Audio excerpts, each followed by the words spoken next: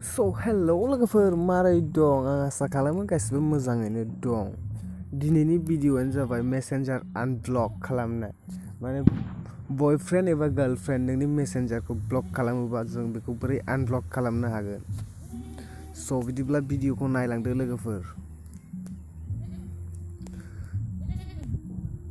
नुदोंना लोगोफोर? बे सिख्लाया आंखौ ब्लक खालामनानै दोनदों। नायनो हागोन लोगोफोर, आंनि नामानो रैमाल बर'। बेखौ आं आनब्लक खालामगोन, बेजोंनो SMS गेलेफिनगोन आं। बिनि थाखाय मोनसे लाइक फेसबुकखौबो नांगोन। लाइक फेसबुकनि गोनांथि जागोन। बिदिबा नायलांदो भिडिअ'खौ।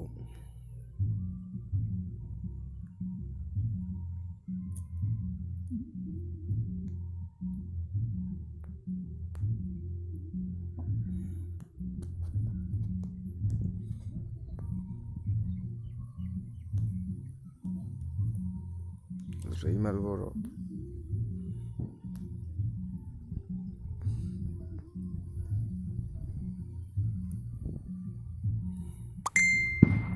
नुदोंना लोगोफोर?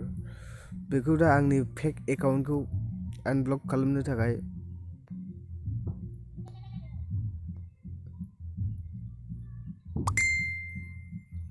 नुबायना लोगोफोर? दायो बेयाव खामानि गैला।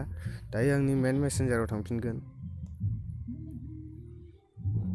नुदोंना लोगोफोर? बेजों आं गोसोबायदि SMS गेलेफिननो हायो दायो।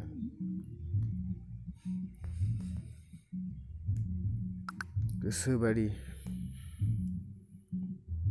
नोंनि फेक एकाउन्टखौ बियो नुनाय नङा। माने आंनि फेक एकाउन्ट बानायनायखौ बियो नुनाय नङा। बियो गोमोलायसिगोन लोगोफोर। मारै खालामदों बेखौ?